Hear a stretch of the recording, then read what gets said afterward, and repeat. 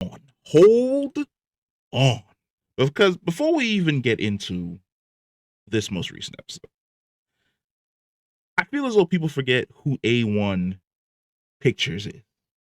Like, I don't know whether or not you watched the most recent season of Sword Art Online, Alicization. Alice, whatever. But this ain't nothing new for them, baby. They have been doing top tier animation for the last 10 years. Their shit has always been fire. So walking into this, we already knew that Jinwoo versus Baran was going to be some top tier shit. We already knew walking in that it was going to be A1 animation with A1 aura farming. Like we knew this. We knew this walking in. But you got to address the peanut gallery because you see you weren't down here with us when we were telling you during season 1, don't worry. This is just a prelude. It's setting up all the super dope shit in the future. People were like, no, it's mid-leveling. No, it's boring leveling. No, it's solo mid. Now all of a sudden everybody's riding the solo leveling bandwagon. Everybody's on the tip of the peen in regards to this anime all of a sudden. Well, we're sitting around talking about I can't wait until next week. I don't know what I'm gonna do for the next 7 days. What am I gonna do when this thing comes back? Oh my god, they need to release the entire thing. Calm down. Because we still in the prelude. We haven't gotten anywhere yet. We haven't gotten Beru yet. We ain't gotten the Monarchs yet. We ain't gotten the National Treasure hunters yet. We ain't been introduced to any of them. We ain't met my boy Ashbourne. There's so much peak.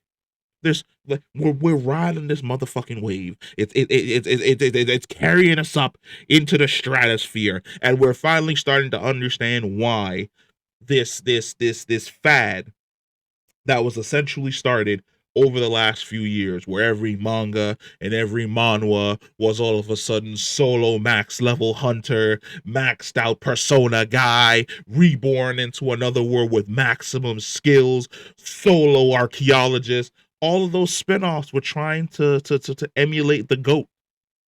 And this is what the GOAT is. The GOAT is perfection. A 7-minute fight of just bobbing and weaving of shadow soldiers being summoned and sent in, of our side waifu Esil finally being introduced. And I absolutely love her fucking character. She's one of the characters in the series that I really feel as though if they ever did an ARG or a game where you can basically choose who it is you want to end up with towards the end of the game, that she was one of the romanceable options, because Esil is fucking great. Like, she spends the next however many years in that demon realm cheering for our boy to go off and be a conqueror, and only wants him to come back to visit every once in a while. That's dope as fuck. Esil is basically that Russian chick from Spider-Man 2 that everybody thought was way better than MJ and should have definitely got with Peter, but he didn't because he couldn't see the vision. He can't see the vision. That's okay because he has Jinwoo has Che, and I've accepted that. He's gonna head back to her, and there's a whole journey that they're gonna go on. But the vision that was Esil, we almost had, in my opinion, the best girl. We almost had her, but we had to let her go. And it's great to see her introduction in this. It's also great to fucking see, and to be quite honest, I literally always forget his name because he's basically just Kaisel, which is the wyvern that Baran is basically riding, and Jinwoo chops his head off. He ends up being like the main aura farming mount going forward. It's gonna be dope as fuck watching Jinwoo summon that motherfucker and fly all over the goddamn place to get from point A to point B. That is so freaking good. Because in my opinion, he's one of my favorite summons, because he is basically only there to get you from point A to point B at frightening fucking speeds. But at the exact same time, I love the teases that they're doing. For people who don't read the web novel, the entire situation with Esil, where she gives a little bit more information and kind of like fries her brain for a little bit, she has to pass out. There's a whole and we're not kidding. People who have read the Solo Leveling manga are not joking with you. We are being 100% serious when we say this is only the tip of the iceberg. We are still in the prologue, basically, which is hilarious because recently the sequel manhwa to Solo Leveling came out called Solo Leveling Ragnarok, and the author literally came out and said everything from Solo Leveling all the way up to the end of the manhwa just now is the prelude to the actual story, and they're about to hop into the actual story now. And I'm fucking excited. Mans is out here moving like fucking Oda, where I'm chomping at the bit, waiting for the next carrot or the next nugget of information he tosses out there for me to pick up and start going over like a fevered hound.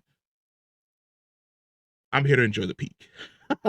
It's great watching Solo Leveling do absolutely fantastic. Like I said, the fight against Baran was absolutely fucking epic as shit. I love the fact that he allows himself to get like a little bit cocky, but at the exact same time, he's all about rage and throwing hands. I love when Jinwoo is boxing some of these dudes and they're like, you know what?